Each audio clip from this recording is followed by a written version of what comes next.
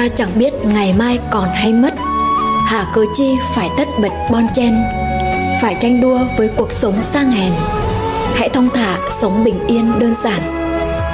Trần gian này được xem là cõi tàng, đến rong chơi ngày tháng lại rời xa. Tại sao không chọn lương thiện hiền hòa, tâm vui vẻ chân thong dong nhẹ bước. Giàu hay nghèo miễn đủ ăn là được, nhà nhỏ to cứ hạnh phúc đủ rồi.